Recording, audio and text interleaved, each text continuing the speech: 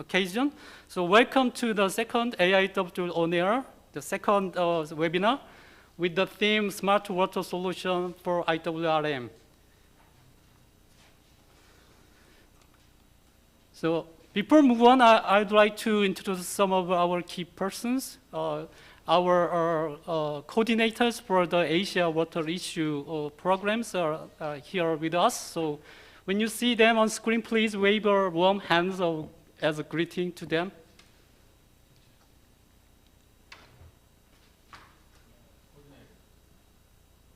아니요, 저분들 저쪽.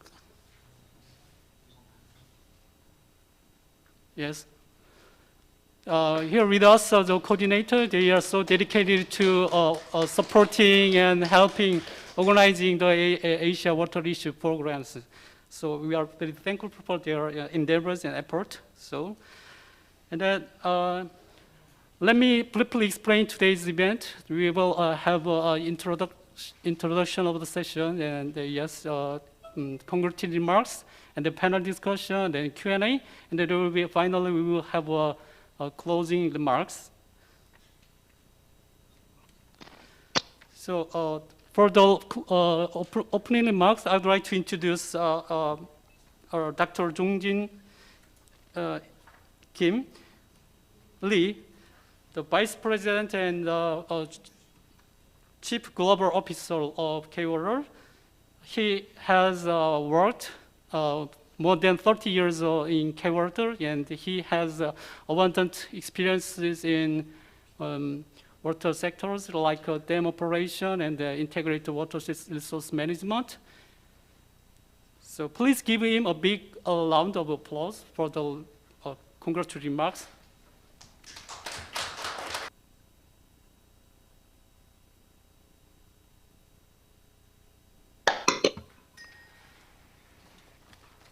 Good morning and afternoon. I'm Jong-jin Lee, Vice President and Chief Global Officer of K-Water. I would like to express my sincere appreciation for participating to the second Asia Water Issue on-air session, despite the time differences and busy schedules. My gratitude also goes to Professor Philippe Gourbesville, Vice President of AWC, and our presenters for today. Today's webinar will proceed under the theme of Smart Water Solution for IWRM. It is no doubt that the world economy currently faces the digital transformation and the technical innovations. Such phenomena of technical development and adoption of fourth industrial revolution have been accelerated as we endure COVID-19 pandemic. The water sector is not an exception to this paradigm shift. It needs transformative action of utilizing big data, IoT, and cyber-physical systems in water management. Hence, to prepare for climate resilience and carbon neutrality, and to achieve sustainable growth. This session, with the topic of Smart Water Solutions for IWRM, will provide a platform to generate constructive discussions and disseminate knowledge. Unlistened trends within the industry, such as real-time data on water resources, ICT-based technology, sensors, monitoring systems, and IWRM with location information processing. I hope the webinar plays a pivotal role in sharing cutting-edge technology of smart water management and its new paradigm, strengthening water security through IWRM technology, and facilitating ambitious contributions to enhance global water welfare and to overcome water crisis of Asian countries and around the world. Once again, I extend my gratitude to all of you for joining us today and wish you all the success of the second Asia Water Issue session. Thank you. Thank you, Vice President, for the insightful and meaningful congratulatory remarks. Now we will move on to the panel discussion. As a moderator for the panel discussion, I would like to introduce Dr. Philippe Gourbesville. He is a professor at the Hydro-Informatics and Water Engineering University, and he is a founding member of IWRC, and he is actively dedicating to as a IWRC's vice president. And his research and teaching interest covers from such as urban water management, urban water management, and urban flooding process, and integrated water resource management. That is today's themes.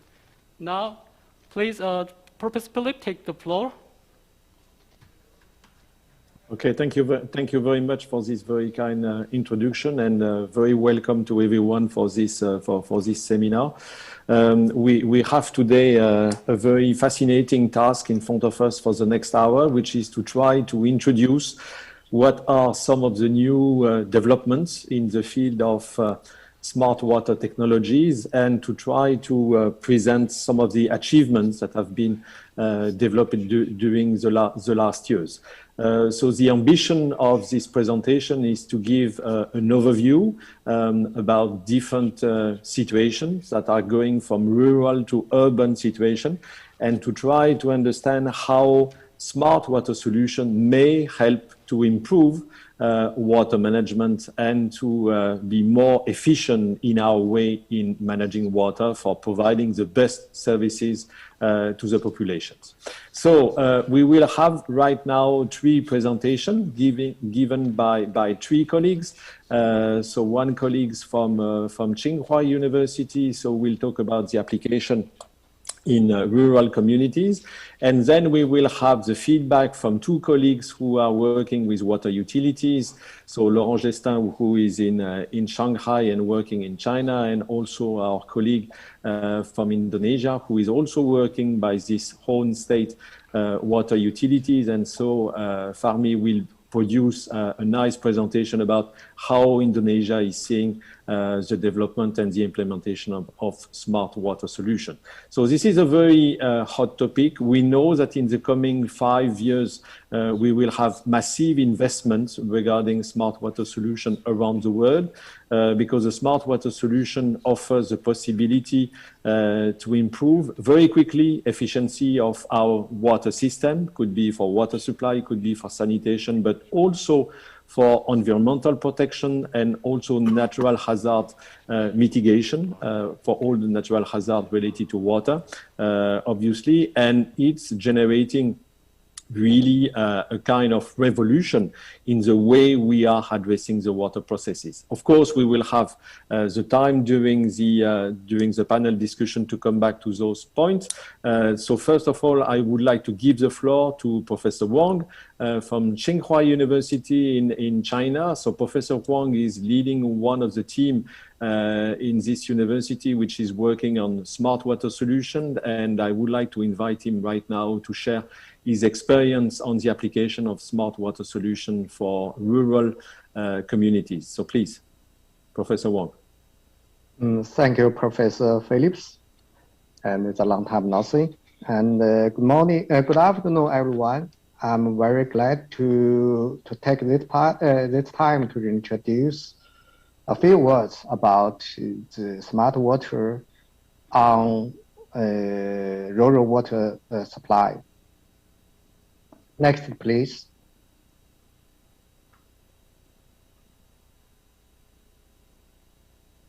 Would you please share the screen? Oh, yes. Yeah. Okay. And The water is a quite important resources for human being. The drinking water is the most important. However, the drinking water was supplied mainly in cities in the past years. But for farmers and the rural area, it's developed very slowly. In Japan, after the Second World War, she takes about 60 years to construction to let the rural water supply reach the 95%. You say Japan is the most developed country in Asia. Next, please. In Korea, from the 1970s to 1997, it takes around 30 years, take a lot of money, only can supply the tap water to the rural side, reach 70%. The most thing is quite the cost. Next, please. In China, we started the national side, national scope, rural water supply from the 1980s. And after that, every 5 years, the central government and the local government have a 5 years rural water supply plan and implement. And by the end of 2020s, in China, the rural area, the tap water supply covered 85% of rural areas. Next, please. And in the rural area, the farmers from to getting drinking water, in the left pictures, and then the government supply water by trucks, and then we use the tap water for water supply to the farmers, and then the farmer can buy the drip water inside by the app, by mobile phone. So they like to have the water like the cities. But the most important things, it is quite expensive, and not only in construction, but also in the maintenance, running, and the others. So we call the problem is the last meters. It's often caused by the pipeline, it's often failures in rural area because the mountain area, the farmers not satisfied with such quality of the waters, and the price is mostly higher than the cities, and also it's very hard to collect a fees, the water fees. So the last meeting we have to overcome that.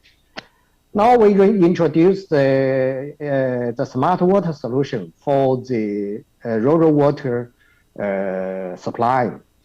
Next, please. Next.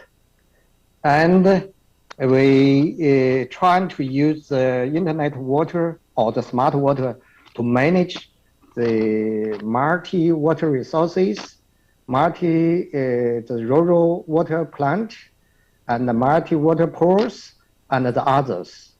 Next, please. And online monitoring the systems to warning the risks and treat the water quality and all locate water automatically and intelligently. Next, please. The system is quite efficient. Just an example, next. Next, please. Please again, yes. Just let's say the pipeline failures in rural water supply system. This system is supplying water for 58,000 rural houses in Pengyang County of China. Before the system was constructed, the yearly the pipeline failures is about 26 times. But in 5 years later, it's decreased 5 times. And the position hours for where the pipeline failure, we take the 9 hours per times to decrease it to 2 times, 2 hours. It's quite efficient. Next, please.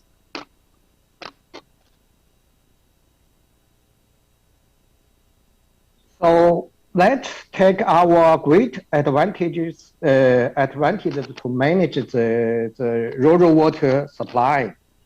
And the probability of water supply is from the 82 to 95, and the satisfaction from 65 to 98.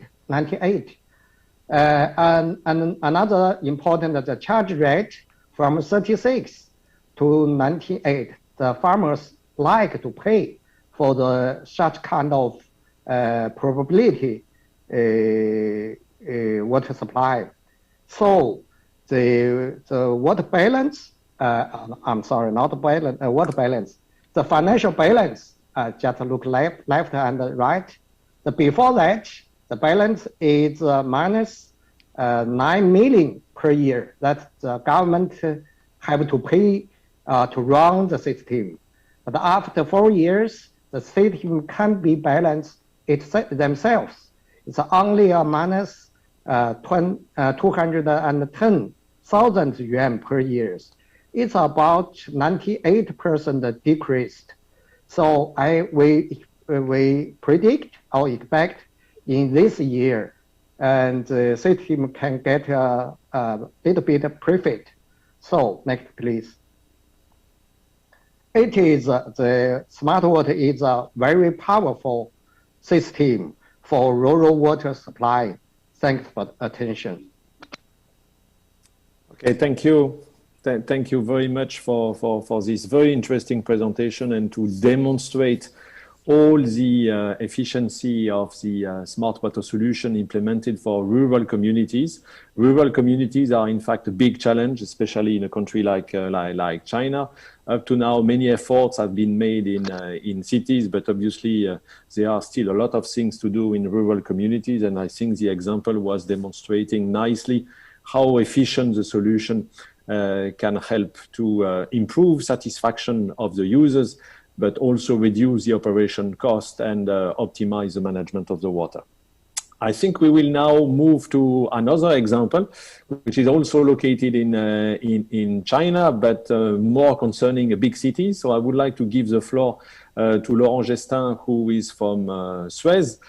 So SUEZ is one of the water utility operating worldwide, and SUEZ is developing since many years smart water solutions. So SUEZ has been a pioneer regarding a smart water solution in Europe, and now expanding his experience worldwide in many locations. And I think Laurent can share with us experience in China and in other countries, and to explain a little bit about the benefit of smart water solutions for wastewater treatment plant, which is also a big issue where we have to focus our energy and our efforts. So Laurent, the floor is yours. Thank you very much, Dr. Gourbesville. It's a pleasure to be with you today. It's really an honor to be part of this seminar, online seminar within the framework of the Second Asian International Water Week. So the presentation I wanted to share with you today is based indeed on a smart solution. And as we are going to see together, this solution has already been deployed 2 years ago in a major plant. We are operating in Zhongjing, in the center of China. So at the end, I will give you some figures about the return of experience we got based on this very beautiful experience. So first, I would like to show you in the next slide what is the content. So I will give you a few words about what is at stake for the optimization of major urban water treatment plants, either drinking water or wastewater. Then we will go a little bit deeper into the 2 key functionalities of the tool that we have deployed in Zhongjing. First, the hypervision, and the second thing, we will talk about the real-time optimization. You will see that there we are using all the power of digital and all the know-how that has been accumulated by the process experts over the past decades. And in the last part, we will go into the case study. So next, please. Yeah. Let's go to directly straight to the what is at stake. Basically, what is really important for a water treatment plant is that it is a very complex transformation system. So this is the key point I wanted to highlight here. And the second one is that it's not like other factories that the human being is using. Here we are facing a changing environment and the water input is changing all the time. Meanwhile, the operator has to fulfill stringent standards at the outlet. So this is a very complex process. And in summary, a water treatment plant, what it is a factory producing water, treating compliant water, but also it's a factory generating a lot of information. Next slide, please. So basically, on this slide, you can have an overview about what that smart tool is doing. It's a 360-degree vision dealing with compliance, safety, the asset management, the energy management, the maintenance of the plant, and of course, the economical output of all the operation, because those assets are belonging to the people of the cities, the countries where it's working, and it's very important that for the sustainable development, everything be balanced between initial investment, operation, and expected outputs. On the next slide, we will have a quick view. So basically, to summarize, as you know, a water treatment plant is connected with many systems. Systems like the SCADA, systems coming from the laboratory. The process laboratories are generating a lot of data. There is also the computerized maintenance management system, and so on and so forth. And of course, a bunch of online sensors. So what this smart solution is doing is from the data acquisition and the visualization, which is the first level of the tool, then it's predicting, it's allowing to detect key events. This is a support, a very strong support to the operator. It's also providing him with the performance prediction and a forecast. And at last, it's allowing the person in charge of the plant to make real-time advanced control. Next slide, please. Yeah, we will go in the first level of optimization. So if we go to the next slide, we will, and let's go to the following one next. Yeah. As I said, a water treatment plant is producing water and data. And most of the time, what we have faced in our operations, in the plants where we are delivering services for our clients, is that among all the information collected, we cannot trust the data. So the question mark of data reliability is really key. And that's the reason why one of the key functions of the tool is to collect, to sort, and to filter the data in order what is collected can be trustful and reliable for the good decision making. So basically, the tool is centralizing the data, cleaning the data, and safeguarding the data. In particular, when we are talking about cybersecurity, it's very important that the strategic data be fully protected against any external factor. Next, please. So for this level 1 module, this is just a sample of the output, the visualization of all the key parameters. So for example, when a water utility is managing many plants, it's very important to have a holistic view, an overview about how every plant is operating. And of course, we can display key performance indicators. We can show off information about the equipment condition assessment. So in summary, all that information was already existing in all the plants under operation, but or the data was corrupted or not well validated, or the data was simply not visible and understandable by either the operator or the key decision makers. So now let's go to, on the next slide, we will enter into the real-time optimization.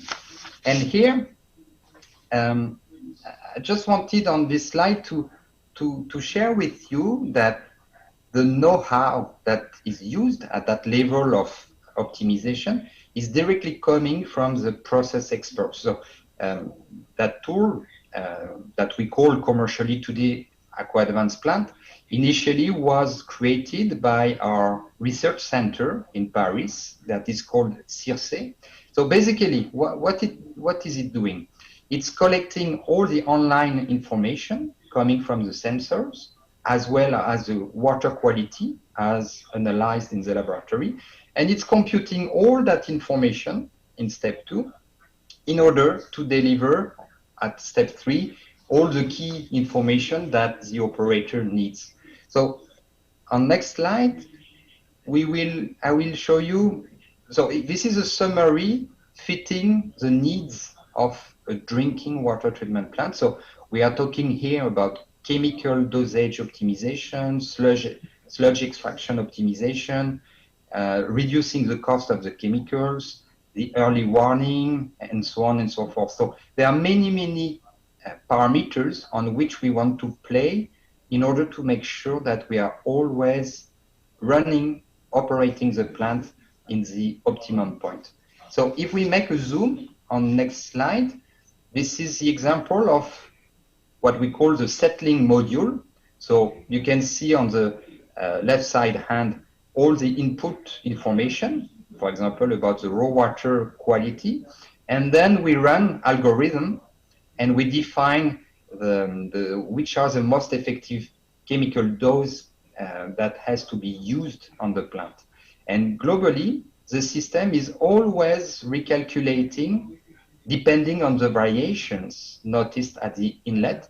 The system is recalculating what shall be the best setting for the plant to optimize the output in terms of chemical dosage, but also in terms of water quality. Let's go to next slide. It's just an illustration because each time we need to deliver to the operator information easy to understand and allowing to see in a real time what's happening and what is the evolution. So this is just a few samples for the settling module. And the last example on all those functionalities on next slide, it's about the filtration module. This is the same principle. We collect all the information related to what we need, the water quality in different process units, step by step. And we process all that information in order to give to the operator the best options to operate the plant. And here, what I want to emphasize is that what is really important is to consider that the tool is embedding SUEZ know-how, the know-how and the experiences collected over decades by our process experts. So it's very important to consider that at the end of the process, the operator is not alone anymore. He has 24/7 at his side a process expert, the system, the software, that provides him a good guidance. So that's all for the theoretical, I would say, presentation. Let's go straight to the next part about a case study. So on this table, you can see different references. So later on, when the presentation will be shared, you will see which are the benefits that have been achieved. So I wanted today to focus on one specific case that I know very well, It's about ULI in Zhongjin, where we have deployed the tool 2 years ago. So first, on the next slide, I'm showing the process. At the beginning of 2018, it was the configuration, then 6 months later, the implementation. Then within an adjustment period, we have started in operation. And then at the end, or in the first quarter of 2019, so after almost a complete, more than complete annual cycle, we made an estimation of what are the benefits. So let's go to the next slide. So in that specific case, we have activated only 3 modules. The one about settling optimization, the second one is about sludge extraction optimization, and the third one is about filtration optimization. On next slide, you can see a view of the situation before and the situation after. So it's very interesting. For example, the backwash frequency before was once every 2 days. Now it's there is a mismatch. In fact, before we were backwashing the filters every day. Now we are backwashing the filters every 2 days. The same for the dosing of chemicals. Before it was done manually. Now it's following automatically all the variations of the raw water quality. So on the next slide, this is the final output of what has been deployed. Globally speaking, year on year, when we compare, we can see that we have optimized by 20% the usage of PAC for the settling process. So this is very good in terms of sustainability, in terms of impact on the environment, but also for the economic balance of the plant. And what is very interesting is that not only we have reduced the consumption of chemicals, but also the quality of the output water has been much more steady. Another benefit is about the energy saving, because we, as I explained before, we have reduced a lot the quantity of backwash water, and this has allowed to decrease by 40% that volume. In other words, it allowed to reduce a lot the energy consumption. So as a conclusion, what you have to keep in mind is that the most interesting part is that when we have started the process, I must admit that our operators were scared. They thought that they would be replaced by computers. And we have worked in cooperation, close side by side, and then they've discovered that finally the system, the software, is an expert, collecting and cleaning a lot of information and providing them with the best options to try to go further into the optimization. And in conclusion, the smart solution delivered for the operators today is allowing them to feel much more confident and secure. And before, they were a little bit too conservative, scared to take initiatives because they could have made mistakes. And today, thanks to the support of the tool, they allow themselves to go beyond and to go closer to the optimum point of operating the plant. So it's a wonderful transformation, including in the mindset of our operators. And that tool and our teams are available to help any water utility to follow that example and to try to optimize the operation of our colleagues from other water utilities. Thank you very much for your attention. Thank you very much, Laurent, for this very nice presentation and for this very informative feedback. I saw that during the presentation we received one question, so I would like to remind to all the people who are attending the meeting that obviously they can write some of the questions they would like to ask to the presenter. we will have during the roundtable time the possibility to exchange, and obviously you can write in the chat box your question, and then I will pick up them, and we will have the time to come back on those points. I would like now to move to the third presenter, who is Dr. Fahmi Hidayat from Indonesia, who is also from One Water Utilities. I think he will present us the perspective of smart water in Indonesia and some of the challenges that are in front of our Indonesian colleagues with the smart water, and what could be the potential benefit of the smart water issues. Before to give him the floor, so I would like to remind to all the to the audience that those topics will be really in the core part of the second Asian International Water Week we are supposed to hold in October, if the things are going well regarding the sanitary situation. And of course, it will be a place where exchanges and discussion will take place among professionals within the water sectors, and obviously water utilities, decision makers will have the possibility to exchange and to share experience on the interest of the smart water solutions. So please, Dr. Hidayat, I give you the floor for presenting the situation in Indonesia and what are the perspectives regarding smart water implementation in Indonesia. Please. Thank you, Professor Philippe. Can you hear my voice? Yes, perfectly. Okay. First of all, I would like to express my sincere thanks and appreciation to IWRM for providing us with this opportunity to share with all of you the smart water solution for water uses, which we have done and we are doing now, and what we will do in the future. So as we know that we are now facing many challenges in water management, and we believe that IWRM is one of the effective and efficient solutions. And to support the implementation of IWRM, we at the PGT1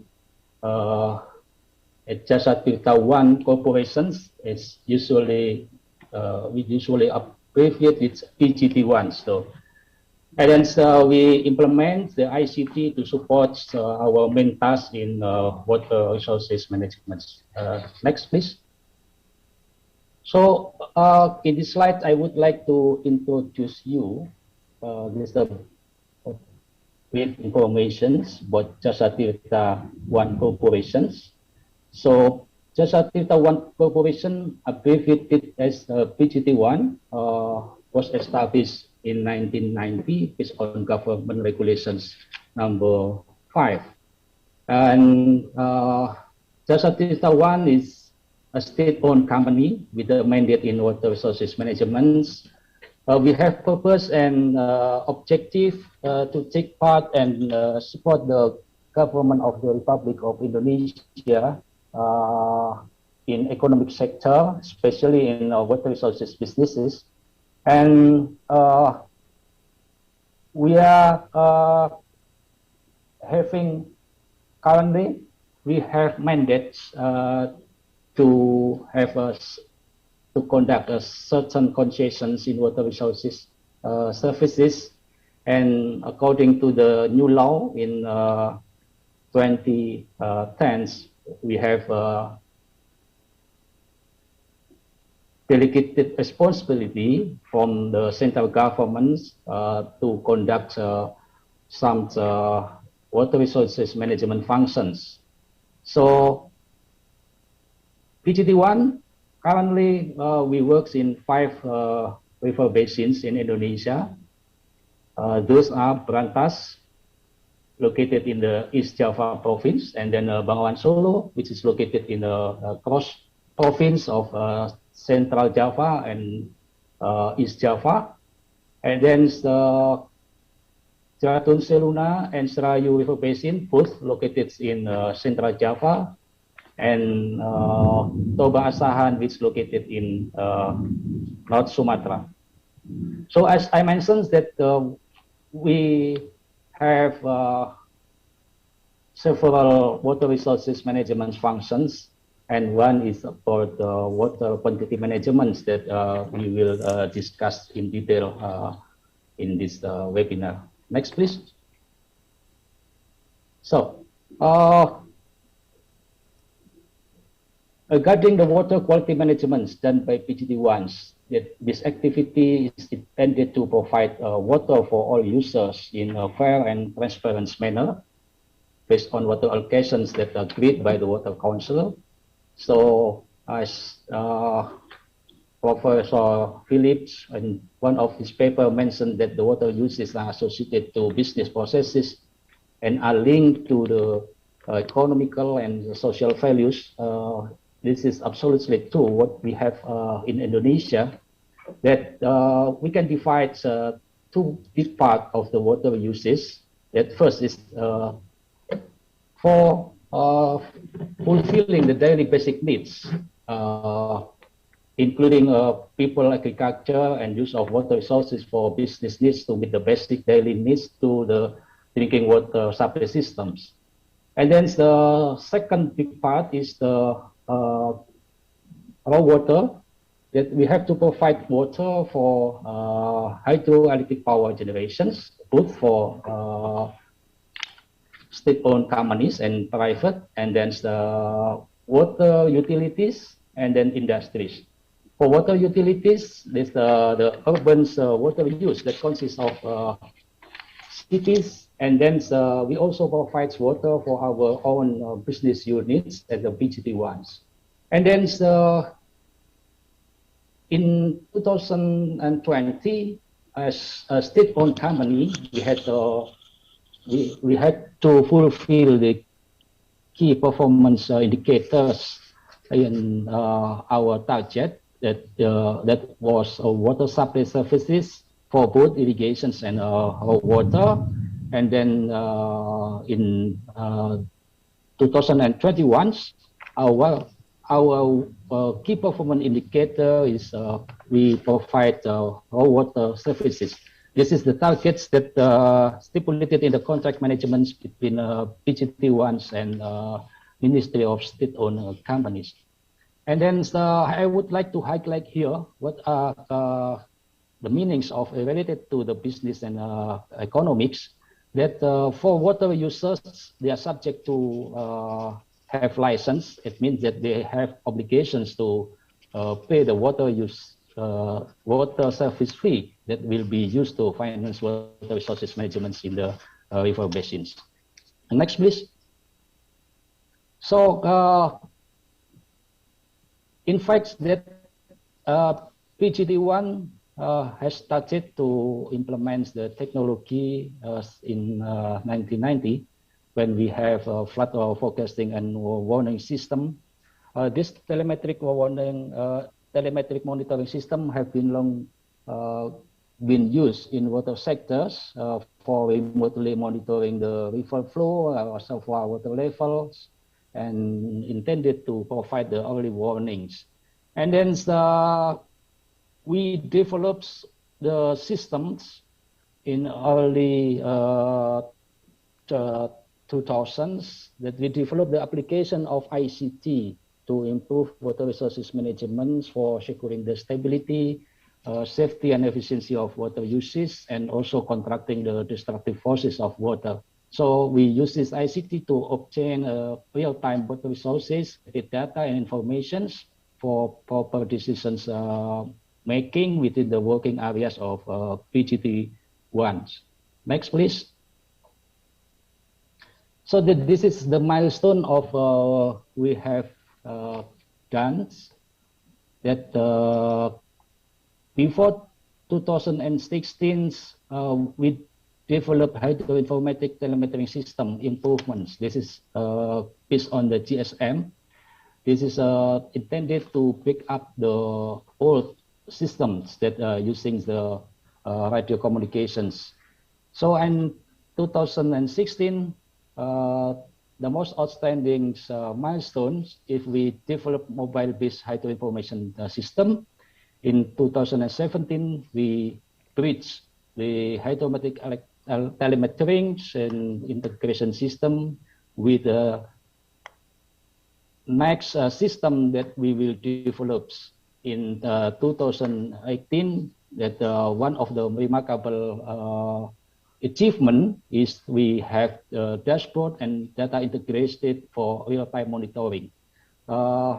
This is a software that we have we bought in our capital expenditures in 2018. That we believe that Aquarius is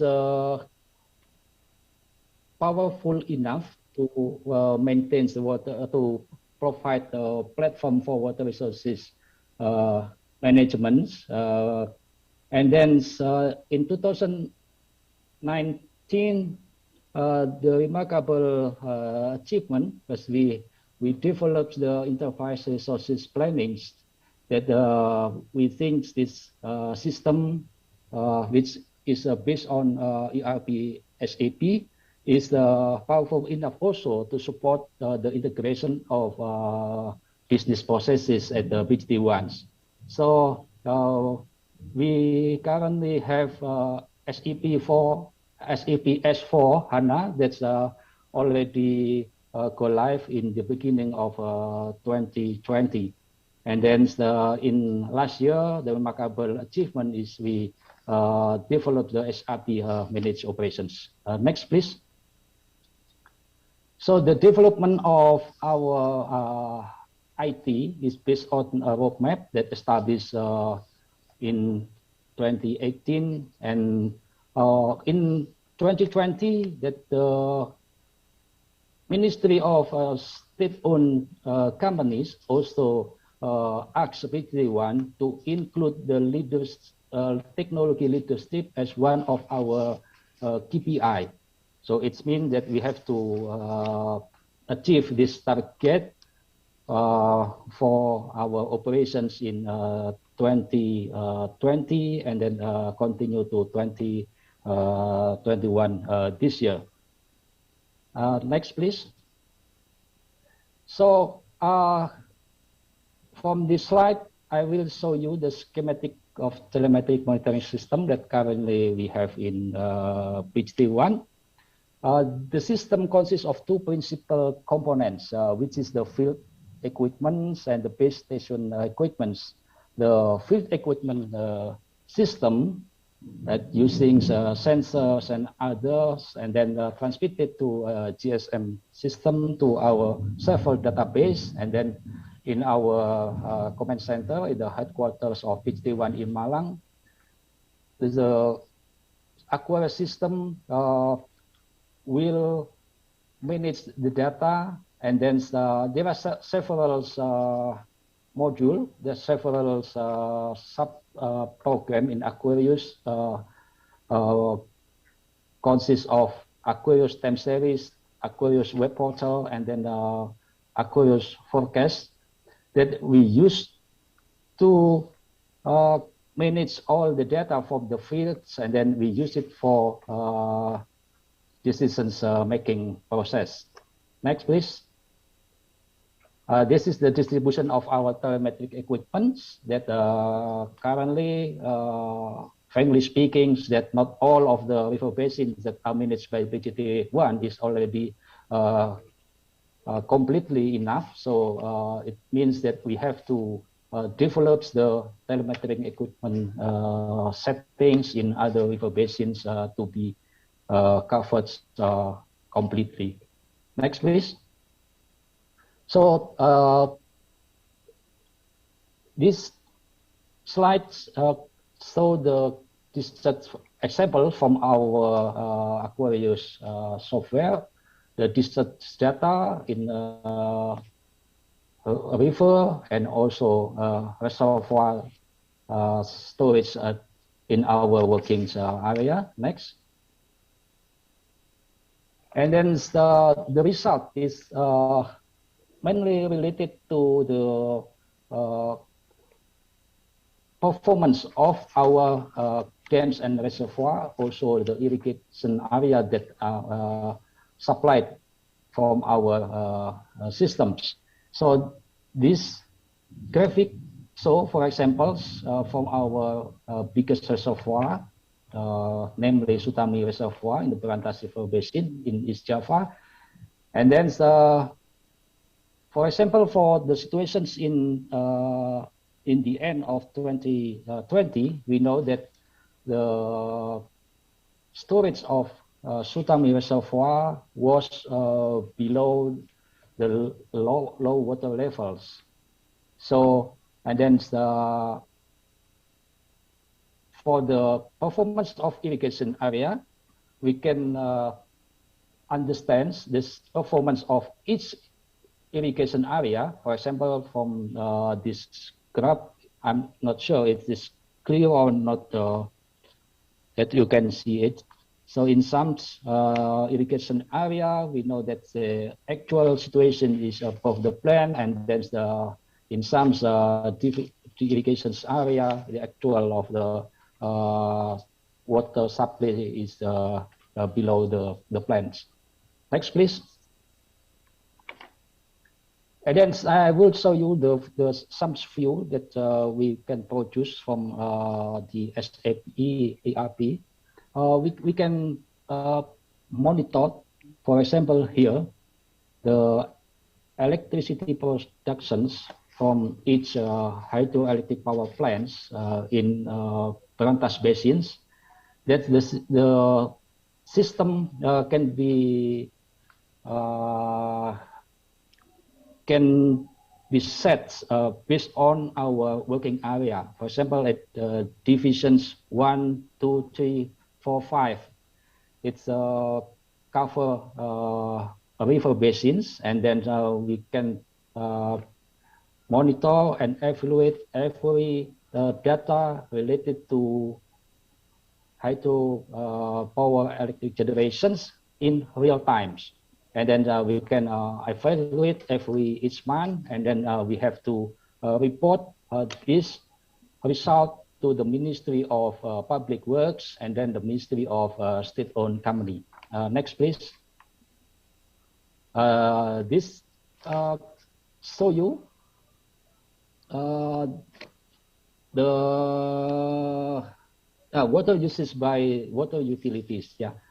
For examples, in Division Office 2 that cover 2 provinces, Central Java and East Java, we can monitor the usage, the volume of water used by each utilities in cities and municipalities. And then next, please. This is the data that we can see from SAP ERP. It's about the water used by the overall electricity and then water utility and industry. Next, please.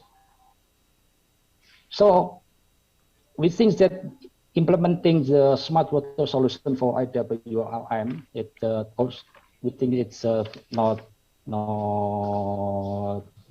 chips. It's also we have to provide budgets for OPEX, that mainly for maintenance of the telemetry monitoring system, put for network support and calibration of the telemetry system.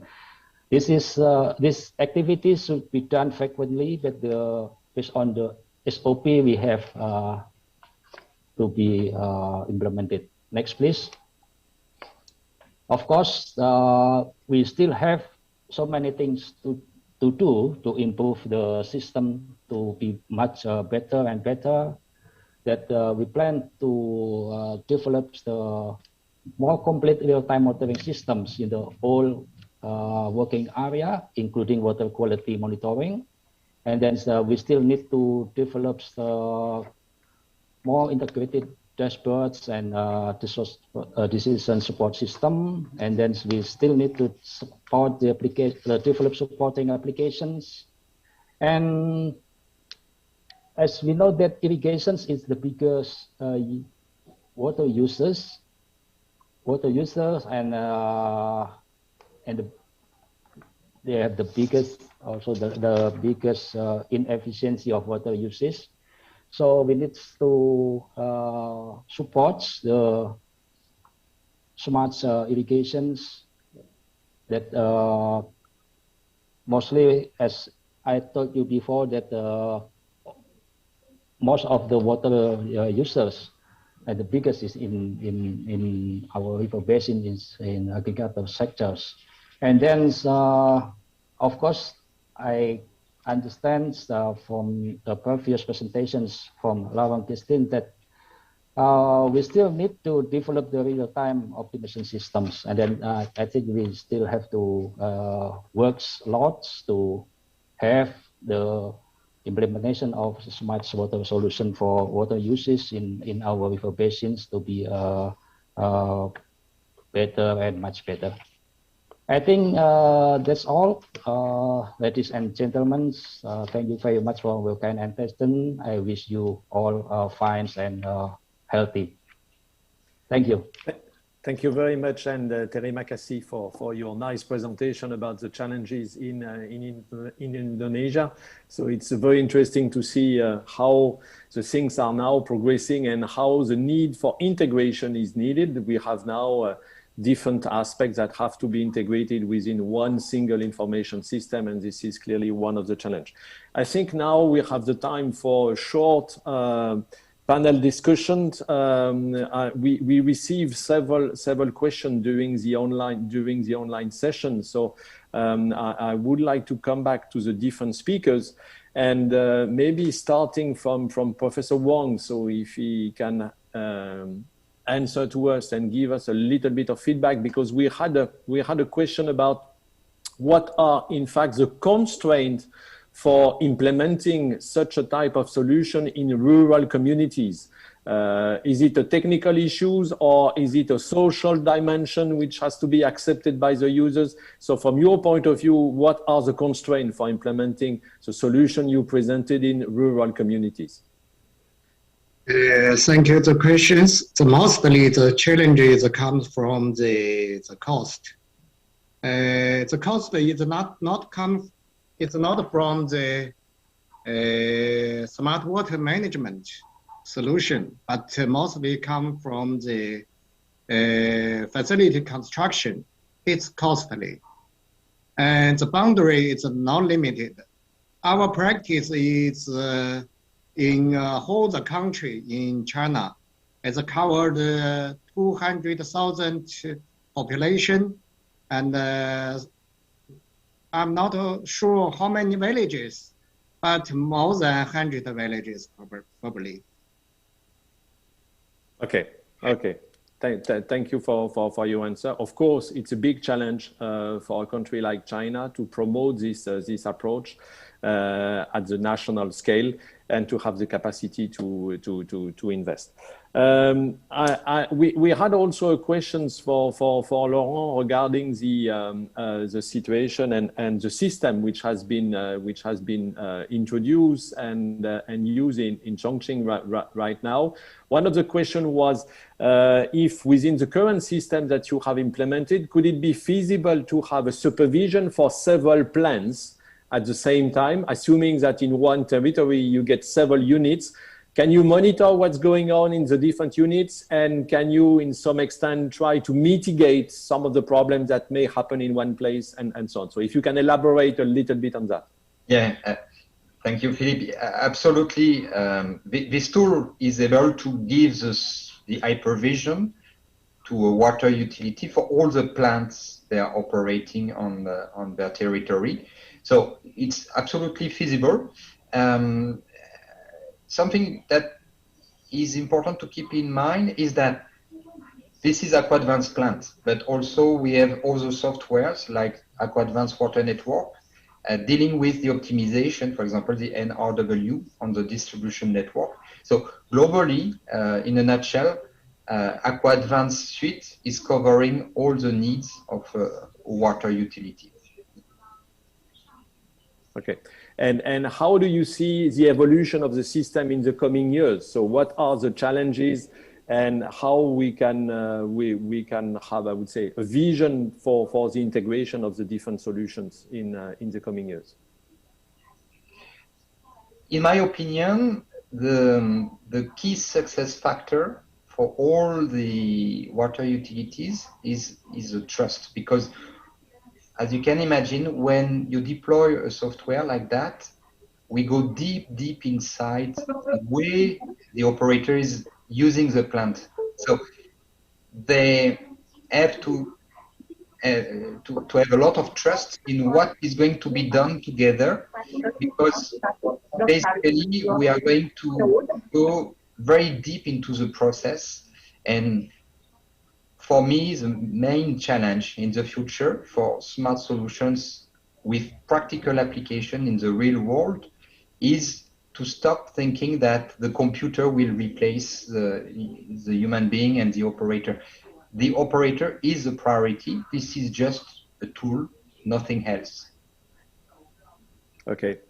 So I think this is very important to underline once again that we have to review our traditional way of managing the different activities, and the computers and the data are just there for improving our performance, but not for replacing water engineers, water experts, and so on. It's just a new way of doing the things and having improvements in the way we are managing the things. And we have seen through the 3 examples that the benefits are extremely high. We are talking about minimum was 20% in the use of some of the components you are using in the wastewater treatment plant, up to 40% regarding the cost and the efficiency, as it was mentioned already by our colleagues from Tsinghua University.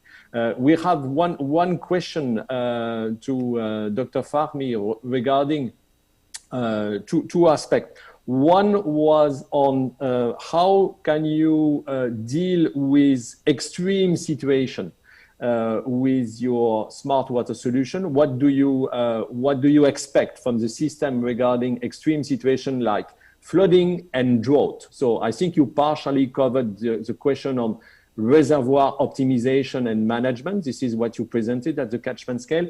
But what are your expectations? What would you like to achieve for those specific points? And the second question, which is also for you, is related to the cost of deploying this system. We have one of our colleague who is now has joined OECD and who is asking, how do you manage the challenge of the Indonesian islands, where you get a lot of resources, technical resources you should deploy over there due to the territory, the complexity of the geographical situation? How could you address that at a reasonable cost? Okay, thank you for the 2 questions. First, I would like to ask how we deal with the extreme situations. Yeah. As first, when we have extreme situations with the excessive rainfall, for example, and then the potential of flooding in our river basins, that our real monitoring or near real monitoring systems can inform us the situations, and then we have to generate the early warning and alerts for the stakeholders, especially also to the society. And then in terms of the drought conditions, our systems also can inform us the situations in the reservoir, in our water storages, and also situations in the river, both for water level and discharge. So it's mean in drought conditions, when it happens in a part of the basins, we can integrate the operations of our reservoir, its cascade systems. Yeah, so we can add the water supply from another subsystem in order to mitigate the condition where the water level is very low or the discharge is very low, in order to meet the water demands of all of the users. And then the second questions from our colleagues from ECD, Mr. Tai Huns. we realized that deploying the system, of course, it's not cheap. It's quite expensive for us. And also, when we have to develop this system, for example, in one of our river basins in North Sumatra, with geographically is not in easy situations, we do it in stage manners, because it depends of the investments, it depends with the capital expenditures that we have. Availability of the budgets in our each year plans. So we try to develop in steps. Yeah. So in stagings that we will prioritize the most important or most critical equipments or monitorings that we are requested by the user. For example, in Toba Asahan river basins, that the main users is electric generations sectors. There are 3 hydropowers that operates by the Inalum, Indonesian aluminum company. And then the other, Asahan 1, is operated by private company. So they request us to monitor the water level in Toba Lake. So this is our priority, how we can monitor to evaluate the water level of Toba Lake in order to meet the requirement for the electric power generation of hydropowers. And then, of course, as I mentioned before, because this is this requires a huge amount of investment costs, and then we have to implement it, or we fulfill this gradually based on our financial capabilities. And every year we have to allocate the budgets based on our annual work plan that should be agreed by the Ministry of Public Works and the Ministry of State-owned companies. I think that is my answer. Hopefully it can answer your questions. Thank you. Okay, thank you very much for this for this feedback. I think it was perfectly covering the questions that we had. Just to conclude this part, and before to give to the 3 presenters the possibility just to say a few words about the future of smart water.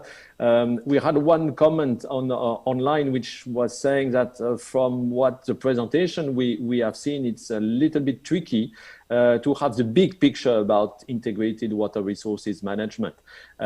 Just to try to elaborate a little bit on that, I can say that right now what we have presented is in fact 3 solutions that are implemented in some aspect of the integrated water resources management. One of the key challenges for the coming years is to integrate those components in order to have the possibility to expand our vision at the size of the full water cycle and to be able to address all the components. But of course, we have to start from something. And right now we are building the first bricks, the first components on which we can finally integrate one information system for water management at the catchment scale, at the country scale, and even at the international level. But we have to move through those aspects. So for concluding this session, and before to close it and to give the conclusion to the Vice President Lee, I would like just to give the opportunity to our 3 presenters to give few words as a conclusion or as perspective. So Professor Wang, if you would like to say a few words. Thank you much, Philippe. And I would like to say the smart water is not only for the water supply, but also very powerful for the water treatment, for the disaster prevention, and also for the environmental protections. And it is the future of the water management. Thank you very much. Thank you. Laurent, a few words regarding the perspective and challenges in front of us. But very quickly, thank you very much, Philippe. My key message is that when I'm looking at all the water utilities, the countries, the different places struggling to get access to smart solutions to optimize their own asset, what I would like to say is that it's very important that nobody remain isolated, because most solutions already exist somewhere. So it's not efficient to start again from scratch everywhere. So cooperation in smart water is really the key word in the future. Thank you for this message, for opening the door for cooperation and collaboration among the different water professionals. Fahmi, maybe regarding Indonesia, future and challenges in front of you? Yes, thank you, Professor Philippe. So we have experience in the field that, as I mentioned before, that the challenges of IWRMs need the support of ICT for conducting the effective and efficient IWRM activities. So in fact that we have to collaborate to develop the smart water solution for IWRM for all the functions. And today we only discuss about the water uses, but we are aware with the situations as we know that the impact of water, the impact on water resources due to the climate change is in front of our face in everywhere, not only in Indonesia. I think smart water solutions, not only for water usage, but also for the water-related disasters mitigations and water quality managements and others should be developed very well in order to cope with the impact of climate change. I think that's all. Thank you, Philippe. Okay. Thank you. Thank you very much. So once again, I would like to thank very much the three presenters who did a great job today for this seminar. Once again, I would like to invite everyone to attend the second AIWW. That will be a nice forum and a nice opportunity for all the professionals to exchange about the technology, about the solution, but also to understand what are the human challenges which are behind. The human challenges are, of course, more important than the technical issues. Accepting the new solution, implementing the solution, and providing efficient answers to the users and to the citizen remains the key priority. So I think with those words, I would like to conclude this seminar and invite you to join the next one that will be planned in few weeks. And I will give now the floor to the Vice President Lee for concluding the seminar. Thank you very much. Thank you, Professor Philippe, and all the speakers. The insight and valuable presentation will be very helpful for organizing the real Asia issue sessions. So before we move on to the closing remarks, I'd like to inform you the next schedule that is to be held on April 8th, as Professor Philippe mentioned. The next theme is World and Climate Change, and we are going to invite great experts from GCF and IWHL and the Vapenas. So I hope all of you see you again at the designated time.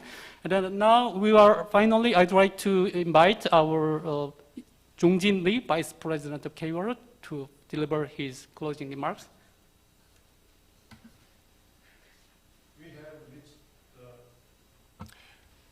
We have reached the end of the webinar of Smart Water Solution for IWRM.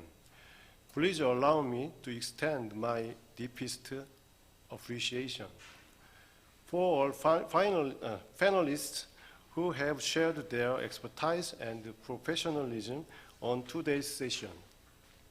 It is fully convinced that to overcome a current water crisis, especially in this era of fourth industrial revolution, rapid digitalization, and permitted fear of climate change, through the smart technology deployment in water industry is inevitable.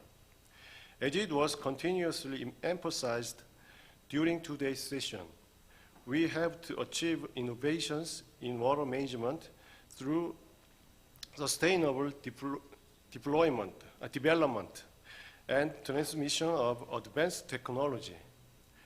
This, without doubt, requires proactive contributions from stakeholders to address and apply smart technologies and novel findings at all levels.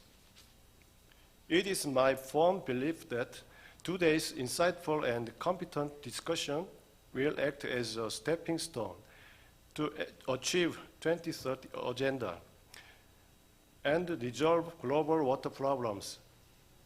I sincerely hope that active participation and interest prolong through the next four webinars, and look forward to drive constructive discourses during the program. Once again, I thank you all for your participation. So as of now, we officially end this today's session, and we truly appreciate for sharing your precious time, and we hope to see you again. Bye-bye. Bye-bye. Thank you very much. Bye-bye. Thank you very much. Bye-bye. And I'm really excited to see you, Professor Philippe, once again, and hope to see you in Nice in very soon time. Sure, definitely. See you then. Yes. Bye-bye. Bye-bye. Bye.